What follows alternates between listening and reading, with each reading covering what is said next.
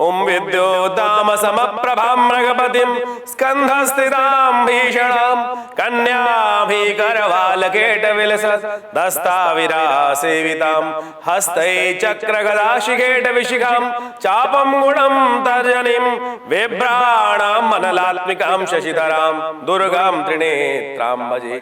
नमस्कार, स्वागत है आपका आचार्यवाणी में। नवरात्र भारतीय संस्कृति में एक महासुंदर पर्व है।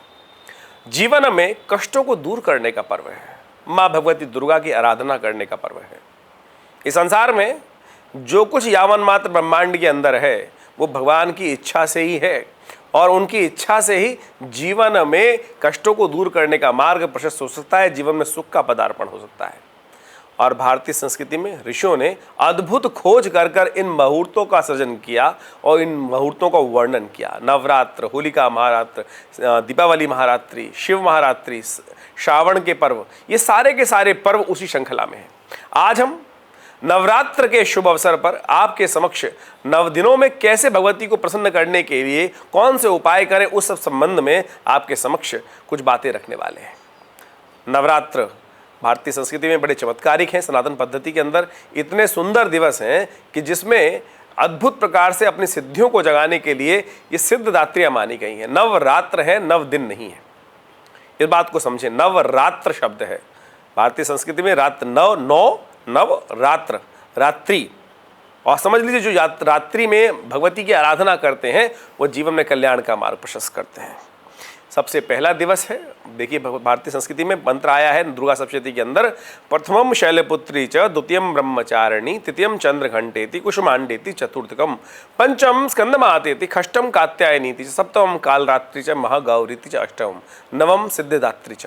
ये नव दुर्गाओं का स्वरूप भगवती के दुर्गा सप्तशती के अंदर कवच के अंदर सबसे पहले बताया गया है। और उसके अनुसार से इन नव दिवसों में वैसे तो विभिन्न स्वरूप हैं भगवती के, अनंत स्वरूप हैं। और अगर अष्टम अध्याय आप पढ़ें तो उसके अंदर भगवती के इतने स्वरूप निकले उस रक्तबीज नाम के राक्षस की वध का संहार करने के लिए और उसकी समस्त सेना का संहार करने के लिए, जिन्होंने समस्त राक्षसों का संहार कर दिया, वो अनंत स्वरूप थे। लेकिन मुख्यतः इन नवरात्रों में इन स्वरूपों का दर्शन कर आप अपने ध्यान कर उनकी पूजा करके अपने जीवन के कष्टों को दूर कर सकते हैं। सबसे पहला दिवस जो है भगवती प्रथम शैलपुत्री च, शैलपुत्री स्वरूप यानी हिमालय की जो पुत्री हैं उन भगवती का ध्यान करने का पर्व कहा गया है। और उन भगवती का ध्यान करने के लिए कहा जाता है कि देखिए इस संसार में जो कुछ हम प्राप्त करते हैं वो सब श्रम से, तप से, साधना से, ध्यान से, अपनी पद्धति के अनुसार से आराधना करके ही प्राप्त कर सकते हैं। माँ भगवती ने स्वयं शिव को प्राप्त करने के लिए आराधना करी। शैलपुत्री हिमालय की पुत्री जो थी, हिमालय के घर में जो उत्पन्न हुई थी, उनको भी उस परात्पर ब्रह्म तत्व को प्राप्त करने के लिए सुलभ नहीं था। कहा जाता है हजारों वर्ष तक साधना करी, तब जाकर शिव प्रसन्न हुए और तब जाकर भगवती को वास्तविक तौर पे अपने मन के अनुसार वो स्वरूप प्राप्त हुआ। तो आप भी यदि कुछ करना चाहते हैं जीवन में, बिना श्रम के नहीं मिलने वाला है। ये नवरात्र बड़े सिद्ध रात्रि हैं और ऐसे में सबसे पहला दिन भगवती शैलपुत्री का ध्यान करने का है, महाकाली के ध्यान करने का है। और महाकाली का ध्यान करने के लिए शास्त्र में अनेक मंत्र बताए गए हैं। सबसे श्रेष्ठ मंत्र कौन सा है? देखिए, महाकाली, महालक्ष्मी, महासरस्वती, ये देवी के तीन मुख्य स्वरूप कहे गए हैं। भगवती महाकाली, महालक्ष्मी और दुर्गा सप्तशती के अंदर जो पहला चरित्र है, प्रथम अध्याय है, वो भगवती महाकाली के लिए निमित्त बनाया गया है। उनका मंत्र है ध्यान का, खड्गम चक्र गदे सुचाप परिघाम शूलम भुषुंडिम शिरा शंखम संदधिम करस्त्रिनयनाम सर्वांगभूषावृताम नीलास्मद्युतिमास पाद दशकाम सेवे महाकालिकाम यामस्तौ स्वपिते हरौ कमलजो हंतुम मधुम कैटमम। शास्त्र में कथा आती है, सबसे पहले चरित्र के अंदर जो कथा सुनाई गई है कि कहा जाता है कि मधु कैटभ नाम के दो राक्षस थे, पूरे संसार को त्राही त्राही कर रखा था उन्होंने। कोई जगह नहीं बची थी जहां उनका वर्चस्व ना स्थापित हो। तो ऐसे में भगवान विष्णु शेष शैया में विश्राम कर रहे थे, तो ब्रह्मा जी के मन में आया कि अब भगवान विष्णु को जगाना पड़ेगा योग निद्रा से। भगवान विष्णु योग निद्रा में शयन करते हैं। योग निद्रा का अर्थ समझें, आज हम लोग ध्यान योग के साधना के नाम पर योग निद्रा के संबंध में बहुत सारी कैसेट सुन लेते हैं और उसमें हम योग निद्रा में जाने का प्रयास करते हैं। वो योग निद्रा नहीं है भाई। योग निद्रा वास्तविक तौर पर जाने के लिए केवल एक ही तत्व के परमात्मा भगवान विष्णु ही योग निद्रा में जाते हैं वास्तविक तौर पर। क्यों, कैसे योग निद्रा में जाते हैं? ऐसी निद्रा की आवश्यकता है जहां पर सहस्त्र फन वाला जो शेषनाग है उस शैया पर भगवान विष्णु, सोचें महाकाल जहां स्वयं व्याप्त हो, ऐसे में कौन निद्रा में जा सकता है?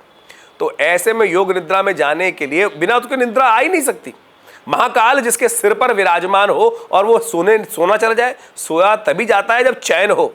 जहां महाकाल मृत्यु के रूप में विराजमान हो, 100,000 फन वाला, सहस्त्र फन वाला नाग जहां पर स्वयं विद्यमान हो, उसकी शैया बनाकर भगवान वहां योग निद्रा ही आवश्यकता है। और योग निद्रा कैसे आएगी? कहा जाता है कि भगवान जो भगवती योग माया है वो भगवान की नेत्रों में विराजमान हो जाती हैं, नासिका में विराजमान हो जाती हैं, श्वास में विराजमान हो जाती हैं, हृदय में विराजमान हो जाती हैं। तब जाकर भगवान विष्णु योग निद्रा में जाते हैं। तब भगवान ब्रह्मा वहां प्रार्थना करते हैं योग निद्रा से कि हे मां भगवती, आप भगवान विष्णु को जो आपने योग निद्रा में लेके गई हैं उनसे बाहर लाने के लिए स्तुति करते हैं। भगवान ब्रह्मा जो भगवान विष्णु के कमल पद्म विराजमान थे, नाभि के अंदर, पद्म के अंदर विराजमान थे, पुष्प के अंदर, तो वो कहते हैं विश्वेश्वरीम जगद्धात्रीम स्थिति संहार कारणीम निद्राम भगवतीम विष्णुतलाम तेजसा भ्रो ब्रह्मोवाच तुम स्वाहा तुम सुधा तुम्हिर्विकात्मिका सुधा तुम्हें नित्य आत्मिका सदा अर्धमात्रा सदा नित्या ये अनुच्चार्य विशेषता। ये रात्रि सूक्त के रूप में प्रथम चरित्र, पैसा अलग से प्रार्थना भी है, लेकिन प्रथम चरित्र के अंदर भी ये प्रार्थना ब्रह्मा जी के द्वारा की गई है। तो इस प्रार्थना से भगवती प्रसन्न हुई और भगवान विष्णु से शरीर से बाहर निकलकर आकाश में विद्यमान हुई। वो भगवती योग माया जो है वो भगवती साक्षात महाकाली स्वरूप है। उनका ध्यान करने से कहा जाता है कि समस्त प्रकार के जिन्होंने देवताओं के मनोरथ सिद्ध कर दी, भगवान ब्रह्मा का मनोरथ सिद्ध कर दिया, ऐसी मां भगवती का ध्यान करने की जो रात्रियां हैं वो नवरात्रियां हैं। ऐसे में उनसे जो अपनी जो आपकी मनोकामना है वो सिद्धि करने के लिए अब कैसे मनोकामना से कैसे पूजा की जाए उनकी। नवरात्र साक्षात तौर पर सिद्ध रात्रियां हैं और उन नवरात्रियों के अवसर पर भगवान की पूजा करने के लिए आपको खास तौर पर उनके विभिन्न मंत्रों का स्तवन करने की आवश्यकता होती है। विभिन्न मंत्रों का स्तवन किस प्रकार से किया जाए? सबसे श्रेष्ठ मंत्र जो है उनका ओम आईं ह्रीं क्लीं चामुंडायै विच्चे नमः। इस मंत्र को निवारण मंत्र कहा जाता है, नवाक्षर मंत्र है। इसमें आईं जो शब्द है वो महाकाली का है, ह्रीं शब्द जो है महालक्ष्मी का है और क्लीं शब्द जो है वो महासरस्वती जी का मंत्र है। और तीनों को विविक्त रूप से संयुक्त रूप से जब उपयोग किया जाता है, ओम आईं ह्रीं क्लीं चामुंडायै विच्चे नमः, जब हवन करना हो तो स्वाहा लगा दिया जाता है नमक के अंदर। तो इस रूप से इस मंत्र का जप कर कर आप कहा जाता है कि जो इस मंत्र के द्वारा इन नवरात्रों में पूरा एक पुरुषचरण कर लेता है, जितने अक्षर का मंत्र उतने लाख बार जप कर लेते हैं, तो आपकी मनोकामना सिद्धि का रहस्य अद्भुत रूप से बन जाता है। भगवती का पूजन करने के लिए पहले षोडशोपचार पूजन करें विशेष तौर पर, और उनका पूजन करने के उपरांत उनका खास तौर पर हवन कर सकते हैं दुर्गा सप्तशती के द्वारा, और साथ साथ इस मंत्र के द्वारा विशेष तौर पर जप करें। उनको लाल वस्त्र धारण करने का शास्त्र में नियम बताया गया है, तो लाल वस्त्र उनको धारण कराएं और विशेष तौर पर हलवे का भोग उनको लगाया जाता है। तो इन सब सामग्रियों को उपयोग करते हुए आप आनंद स्वरूप भगवती का ध्यान करते हुए उनके इस दिव्य स्वरूप का ध्यान करें भगवती वैष्णवी स्वरूप में, देखिएगा आपकी मनोकामना सिद्धि के योग बन जाएंगे। हमने विवेकानंद योगाश्रम में विशेष तौर पर एक बहुत बड़े यज्ञ का सुंदर आयोजन किया है। ये भगवती का शिव विग्रह जो है मुल्तान से आज से करीब 500 साल पहले वहाँ इनका बहुत बड़ा मंदिर बनाया गया, और आज़ादी के टाइम पर जिस प्रकार से भारत का पार्टीशन हुआ उस समय ये मूर्ति भगवती की यहाँ विवेकानंद योगाश्रम दिल्ली में पधारी और इनकी कृपा अद्भुत है। इन्हीं के सानिध्य में हमने सुंदर दिव्य महायज्ञ का आयोजन किया है। आप भी उस महायज्ञ में नवरात्र के 9 दिवस तक भाग ले सकते हैं। दुर्गा सप्तशती का संपूर्ण यज्ञ चलेगा, करीब 10 सहस्त्र चंडियों का सहस्त्र चंडी का सुंदर आयोजन किया जा रहा है। तो आप भी इस यज्ञ में सम्मिलित होकर अपनी मनोकामना सिद्धि के लिए भगवती के सानिध्य में उस यज्ञ में भाग लें। अवश्य माँ भगवती की कृपा आप पे होगी, जीवन में कष्ट दूर होंगे। धन्यवाद।